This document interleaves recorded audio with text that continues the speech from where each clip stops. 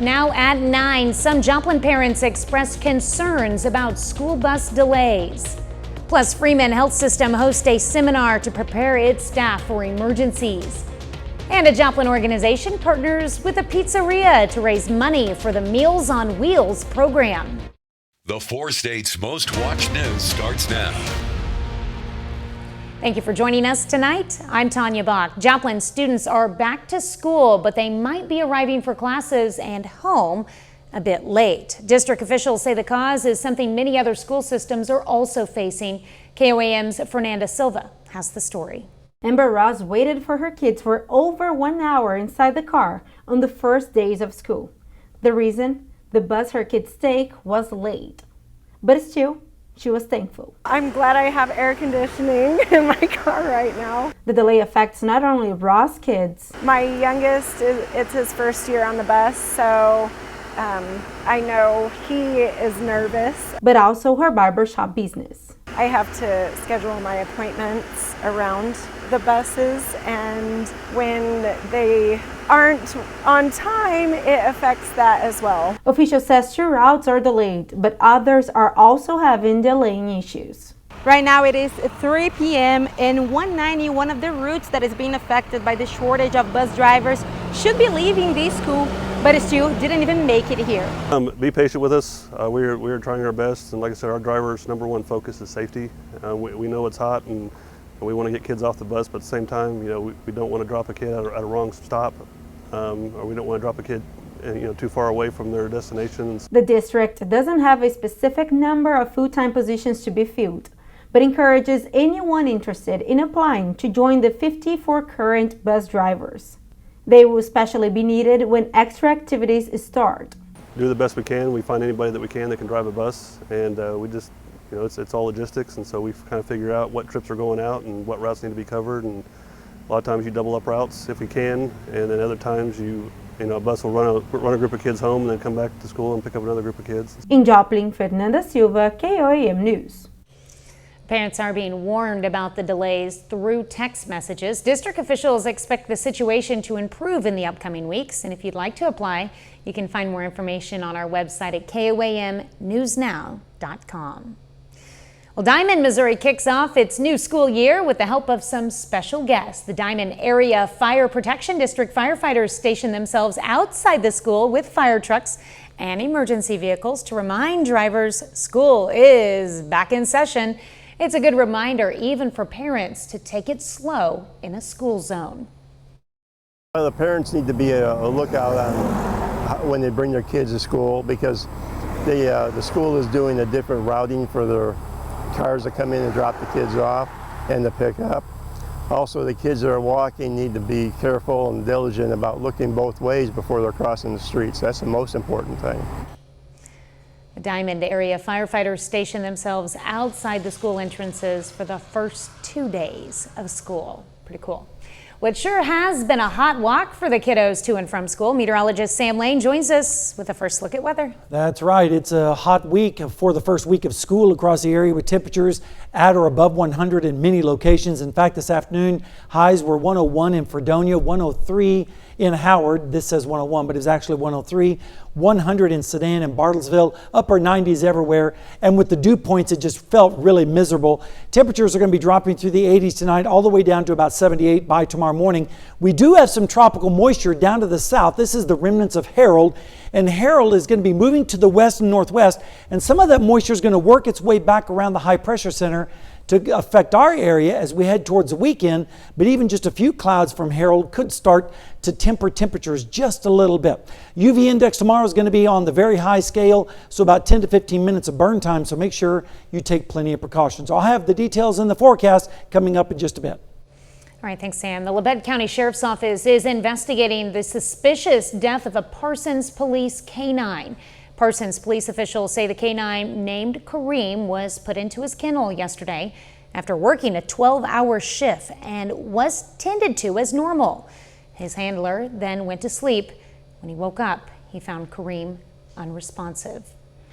Kareem was a 4-year-old Belgian Malinois that's been with the department since 2021 as part of the narcotics department. His body was sent to the Kansas State University School of Veterinary Medicine for an autopsy. Police have identified the victim in a weekend shooting in Joplin's Bar District. The man is 21-year-old Keeza Clark of Joplin. Authorities say he is in stable condition. The shooting happened around 1:30 Sunday morning in the 500 block of Joplin Avenue. JPD is asking anyone with information to come forward. City of Joplin today hosted a welcoming reception for police chief candidates. Sloan Rowland is the current chief, but he retired on June 1st.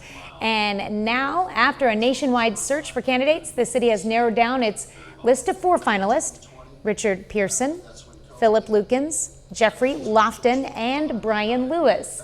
Today's event was a chance for the public to get to know them.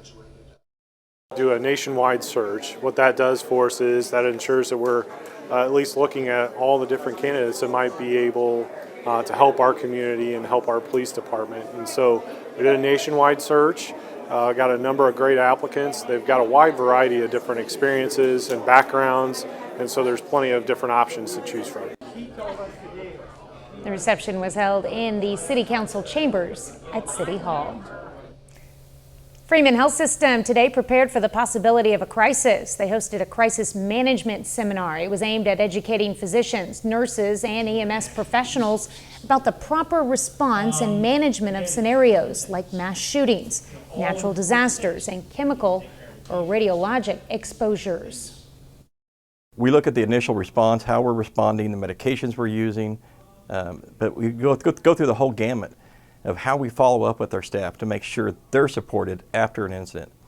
When you look at the Joplin tornado and what so much of our staff went through, it traumatized many for years to come. Seminar also explored responding to a crisis in an alternative location if necessary. Well, there's a growing demand for support to help senior citizens, from food to fans in this heat. To help those residents, Joplin Pizzeria and nonprofit joined efforts today. KOAM's Amber Jenkins has details. The 3rd annual Slice for Seniors took place at Gusano's in Joplin. The Area Agency on Aging partnered with the local pizzeria to raise funds for the Meals on Wheels program. We deliver about 250,000 meals to older adults who cannot, for whatever reason, either access nutrition regularly or are geographically isolated, if they live out in the county, or just can't drive or stand long enough to prepare a meal. From 11 a.m. to 7 p.m., 20% of all sales go to Meals on Wheels, funding better meals and other needs for senior citizens. In addition to our home delivered meal program, whatever a senior needs, we try to obtain that for them. So during a heat wave like this, it may be box fans or some help in that regard. The agency's building on 15th Street also functions as a cooling center. This is possible through the support of the community. Many businesses that support us, that know the need of our older adults. We actually had some pre-orders from some local businesses. We have already sent out 45 to 50 pizzas before Gusano's even opened this morning. That's what we're all about, and that's why we're all here together. We came out to support Area on Agency, and we love being able to support our local Meals on Wheels. There we go. Reporting in Joplin, Amber Jenkins, KOAM News. And this is the first year that Slices for Seniors was held at Gusano's. Coming up, fears of a COVID comeback. The White House makes a new push for COVID boosters as the virus threatens to make a comeback. I'm Caroline Shively in Washington. I'll have that story coming up. Federal officials are once again urging Americans to get vaccinated against COVID-19. According to the CDC, infections are once again on the rise. Fox News correspondent Caroline Shively has more. The White House plans to renew its calls next month for Americans to get their COVID booster shots this fall. It comes as the CDC reports a spike in infections driven by the Eris subvariant. It's summer. people might be spending more time inside, especially with all these heat waves we've been having. According to the agency, more than 10,000 people were hospitalized with the virus during the week ending August 5th. That's a 14% increase from the week prior, but an improvement from this time last year when more than 41,000 people were hospitalized. Still, health experts warn those numbers could rise. Partly because of the waning vaccine immunity, and also the increase in travel, and also the new variants that are circulating right now. Moderna and Pfizer expect the FDA to authorize their updated boosters by the end of the month. Then it's up to the CDC to approve the formula. A Biden administration official tells Fox Business on Monday it expects the shots to become available in September. Quote, "We know that vaccination against COVID-19 remains the safest protection for avoiding hospitalizations, long-term health outcomes, and death." Federal officials say they're working to make the vaccines accessible. The administration has a program where people are going to be able to get these for free at pharmacies. That program should be up and running by the time these vaccines become available. In addition to COVID boosters, public health officials are urging Americans to get their flu and RSV shots this fall. In Washington, Caroline Shively, Fox News.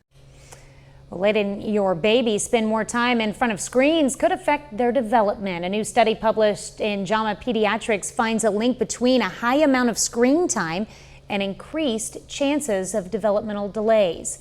Researchers studied more than 7,000 children. They found 1-year-olds who had more than 4 hours of screen time a day were more likely to experience developmental delays. They also note the study did not find that screen time caused developmental delays, but rather a link between the two. Meteorologist Sam Lane is next with a complete look at your forecast. And later, a former Missouri Southern baseball standout earns Player of the Week honors in the minor leagues.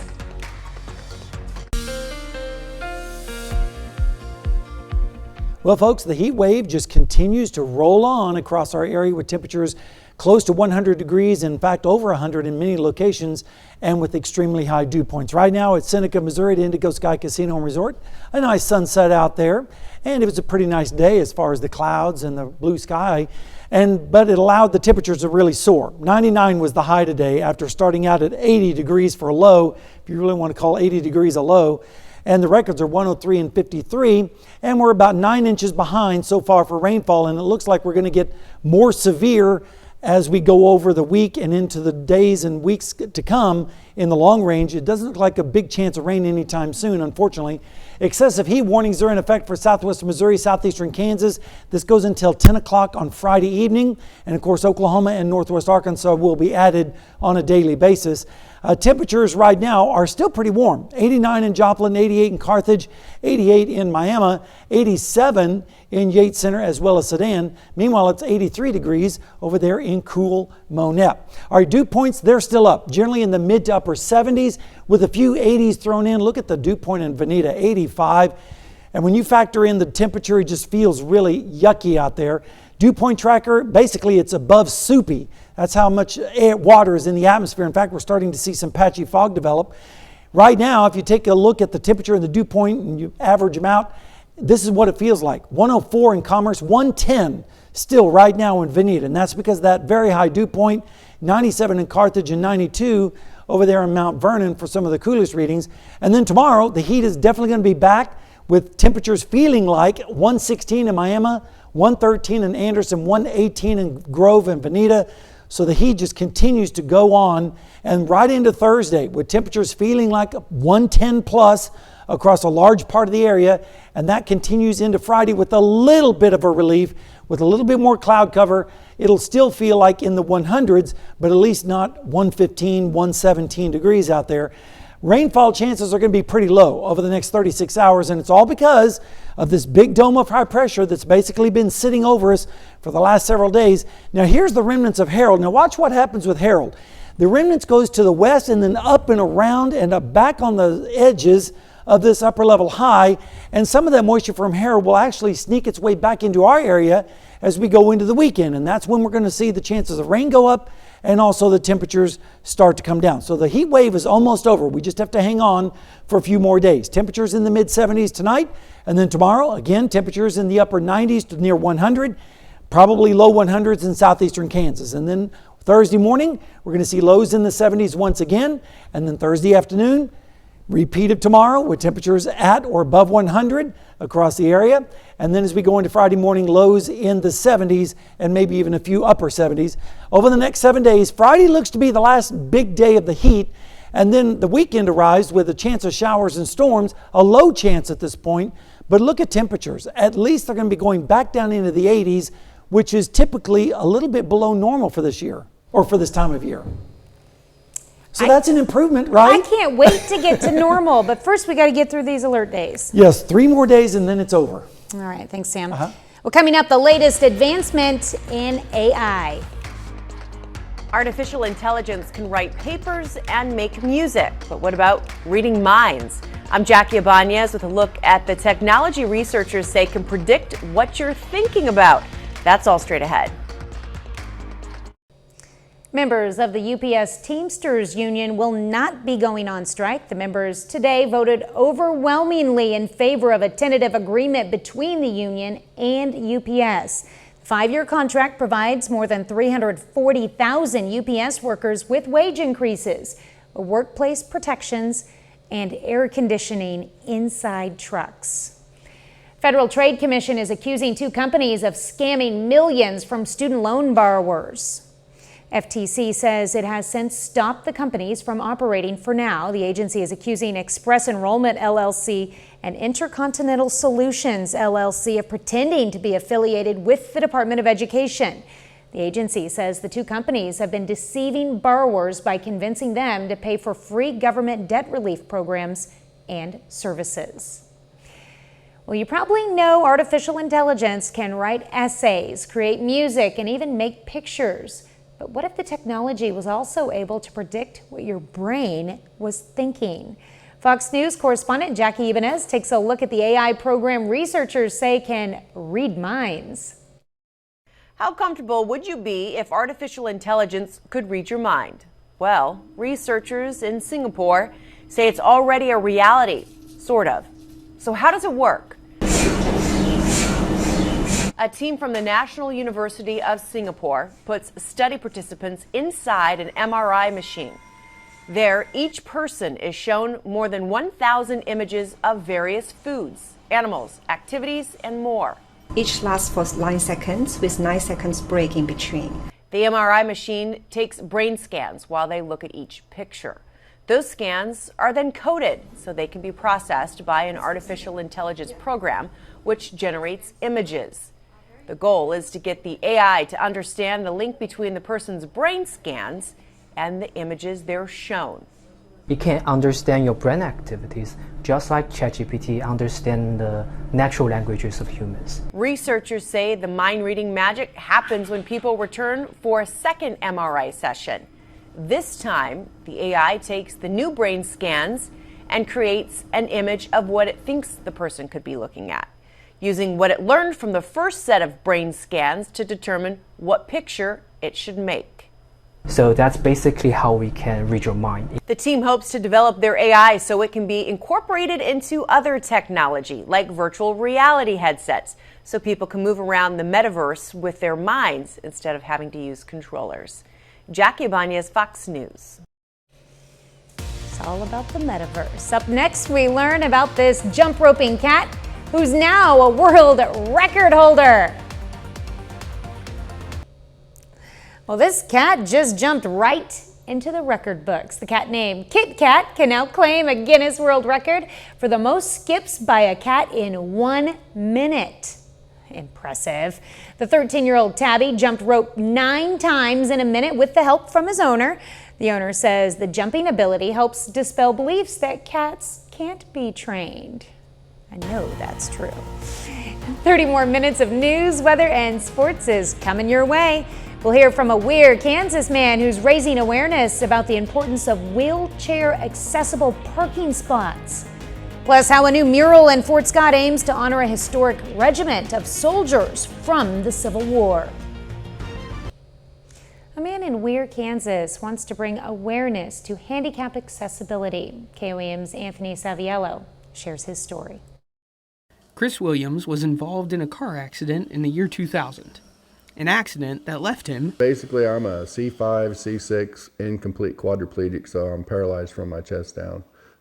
My left side is worse than my right side, and so I have to have help getting out of bed every day. However, despite how he was affected by the accident, Chris told me that he is proud of the fact that he needs minimal assistance. But once I'm in my wheelchair, I'm pretty independent.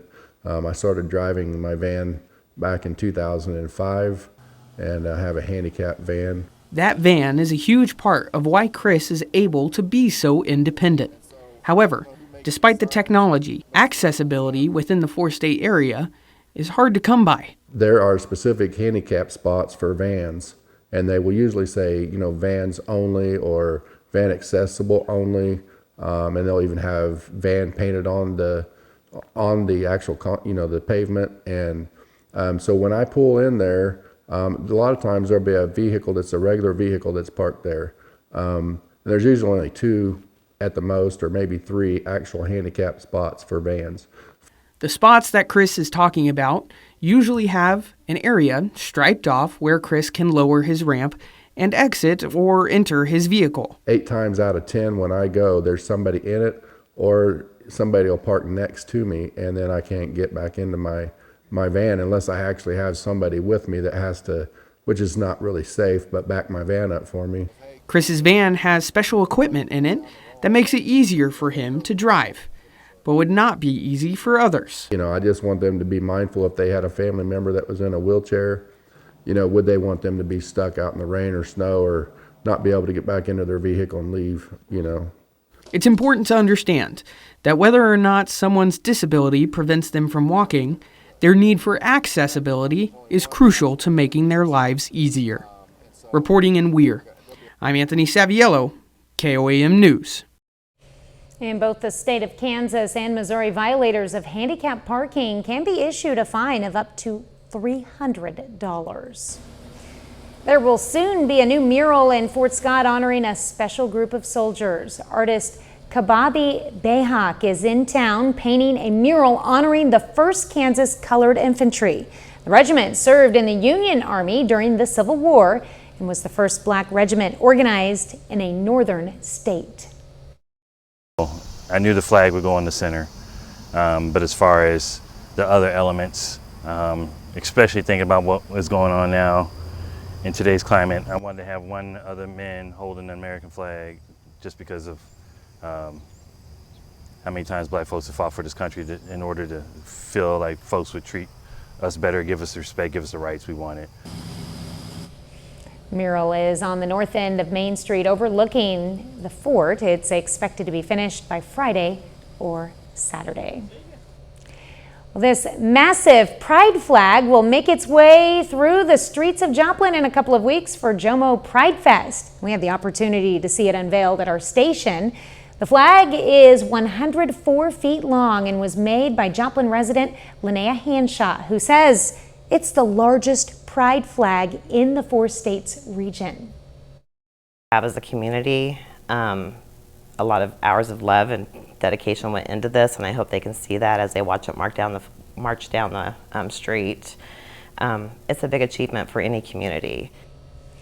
Jomo Pride Fest runs from September 8th through the 11th. The parade will take place on the 8th. Former President Donald Trump will be surrendering to authorities in Georgia on Thursday in connection to last week's indictment over election interference in the state. Fox News correspondent Rebecca Castor has the story. Do you regret attaching your name to the former president? None whatsoever. No regrets from Donald Trump's former attorney, John Eastman. On Tuesday, he became one of the first of Trump's co-defendants to surrender himself to authorities after being accused of election interference in Georgia last week.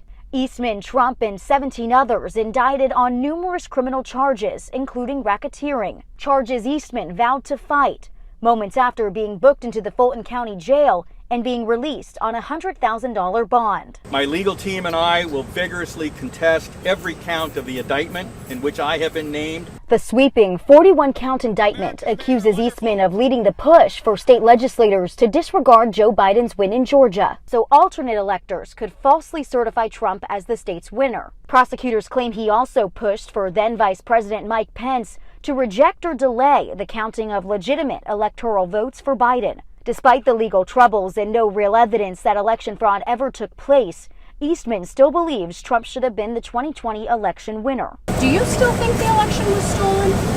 Absolutely. Among those also surrendering today, Republican poll watcher Scott Hall, accused of voting machine tampering. The surrenders come as several of Trump's co-defendants filed motions this week to move the case to federal court. This could delay the trial, which the DA has requested to start in March. As for Trump, he's turning himself in on Thursday and has agreed to a $200,000 bond. In Atlanta, Rebecca Castor, Fox News. A bit later, we'll get a preview of a new movie based on the true story of a gamer who became a real race car driver. Well, we got a jump start on the warm air today with temperatures in the upper 70s and lower 80s. In fact, the low was 80 in Joplin this morning. And it was pretty warm this morning also down in Seneca, Missouri at Indigo Sky Casino and Resort. And as we put that into motion, you can see just a few high thin clouds coming by during the late morning hours. And then this afternoon, some puffy cumulus developed with a few more cirrus and a beautiful sunset out there with some cirrus off in the distance. And like I said, we are starting off in the mornings very warm, and that's allowing our temperatures to warm up into the 90s and low 100s. So far for this summer, we've hit 100 several times, about 12 times, including yesterday. We barely missed it by that much. This afternoon, we made it up to 99 in Joplin after starting out at 80. The records are 103 and 53, and of course, we're about 9 inches behind on the rainfall, and we desperately need more rainfall. And unfortunately, it doesn't look like we have any time soon as far as a good soaking rain. Excessive heat warnings are in effect for southwestern Missouri, southeastern Kansas until Friday evening. And of course, the heat warning will go back into effect in northeast Oklahoma and northwest Arkansas again tomorrow afternoon. Temperatures right now have dropped down into the 80s, but it's still pretty close to 90, like in Joplin. 88 in Fort Scott, almost 90 degrees in Stockton with 89. 83, one of the coolest spots over there in Monette. Dew points are still up, and that's what's making it feel so uncomfortable. When dew points are in the mid to upper 70s and even low 80s, it just makes it extremely difficult on your body to be able to cool down. So we call it soupy out there, but it's even beyond that. And when it feels like right now, still in the low 100s in northeastern Oklahoma, like Veneta with 104, 105 in Grove, and 102 in Jay, still 103 feeling like in Nevada and in Stockton. And tomorrow, the heat index is still going to feel like 110 plus across a large part of our area, even close to 120 in Veneta and in Grove. So another blistering day tomorrow. And then as we go into Thursday, temperatures again above 110, or at least feeling like it out there. And then on Friday, continued hot with temperatures feeling like a 105, 107, and then around 110 down in Oklahoma. But that looks to be the last day of the really nasty hot weather, thank goodness. Rain chances are going to be pretty close to zero for the next 36 hours. We're watching the remnants of Harold because Harold, the moisture from it is going to be going up through the Intermountain West and then turning into a low, which will then circle around this upper level high and move into our area as we go into the weekend. And what that means is cooler air and also a chance of showers and thunderstorms starts to come back into the 4 states. But in the meantime, it's going to be dry tonight with lows in the 70s. And then tomorrow, we're going to see highs at or above 100 degrees once again. And then as we go into Thursday morning, lows in the mid 70s and then highs in the afternoon, you guessed it, right around 100 degrees yet again. And then if we take a look at the next 7 days, the heat looks like it's going to come to an end, or at least the 100s anyway, by Friday, with lesser chances, or well, actually a greater chance of showers and storms on the weekend. And look at that, temperatures in the 80s. We're going to feel like it's a cold wave out there. It's going to be significantly cooler. I cannot wait. Me too. Just 3 more days. Yes, we can make it. We can do it. Bear with it. Drink lots of water. That's right. All right, thanks, Sam. Coming up in sports, a former Crowder baseball standout continues his big summer in the minor leagues. Plus, 4 local Missouri high schools take part in a softball jamboree to kick off the season. John Dales has those stories and more up next.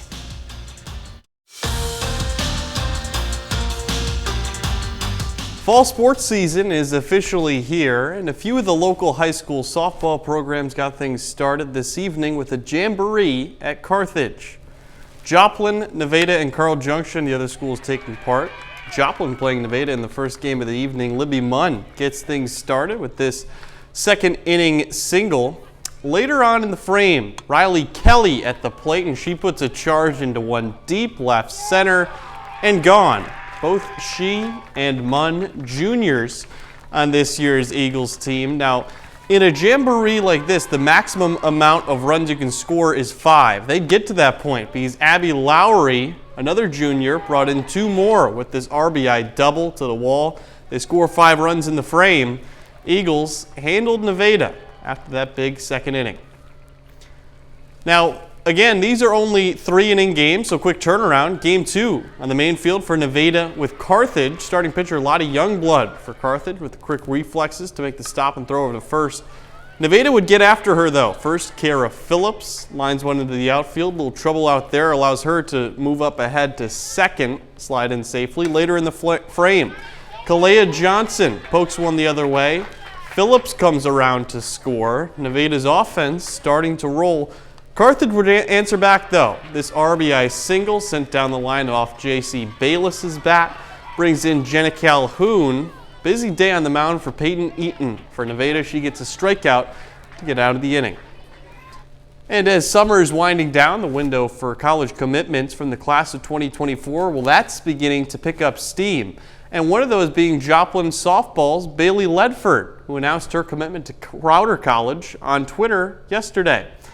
Rising senior at Joplin is the 3rd local commit the Rough Riders have brought in the past few weeks after Shelby Underwood from Northeast and Katie Simpson from Columbus each commit to Crowder since the beginning of August.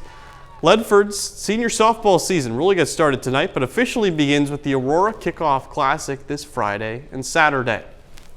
More exciting career news for a former Rough Rider.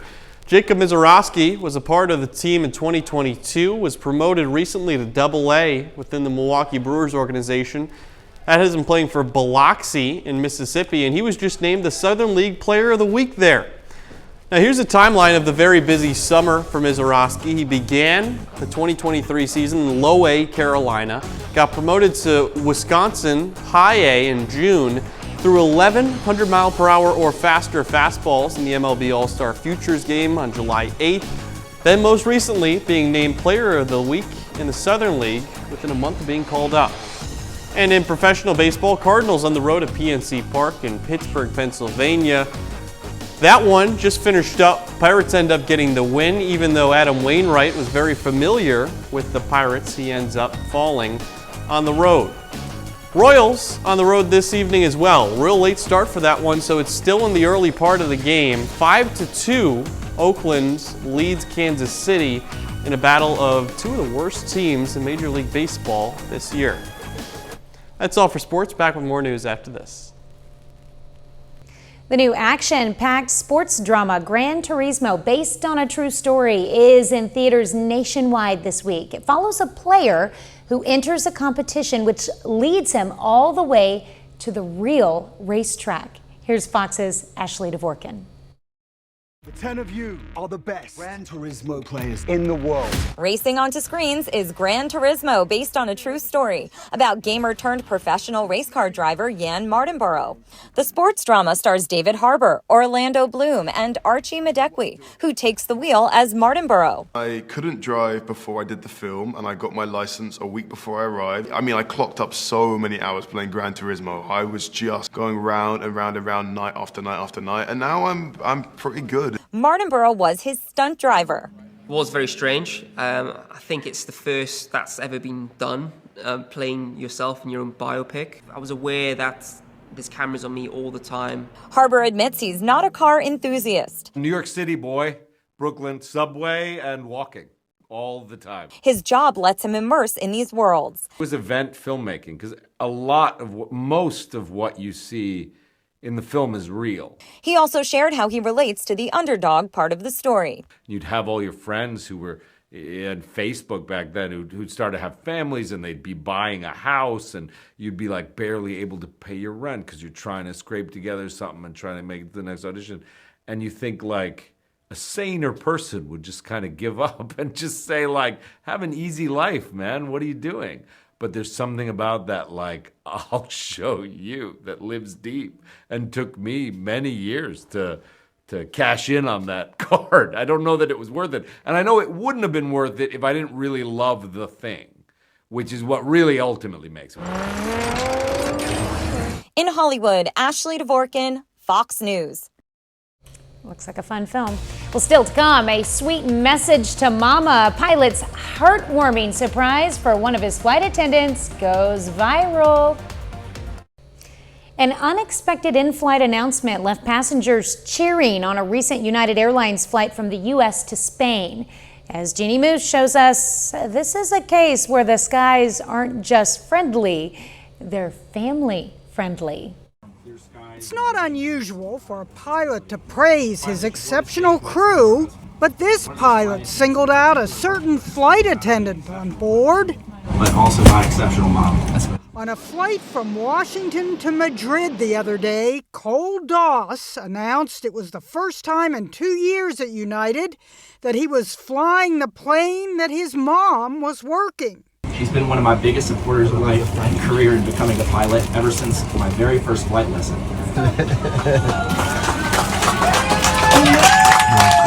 Together on United Flight 260, reunited. And it feels so good. Cole's mom has been a flight attendant at United for over 45 years. Mom and Dad have worked in aviation. His sister Carolyn is the latest to become a flight attendant. The passengers cheer. I'm not done. I'm especially honored and excited to be able to fly her for the first time today. Some online commenters were touched. At least one parent noted, LOL, I won't get in a car if one of my kids is driving. Okay, maybe instead of reading, he should have tried winging it, but still. To my mom, I love you, and to everyone on board, welcome aboard our family-friendly skies. We both are so excited 'cause we're reunited. A lot of love on that flight. And that's our time for tonight. Thanks for joining us. We'll leave you with video of a zebra at the Lincoln Park Zoo in Chicago. Have a great night and an even better tomorrow.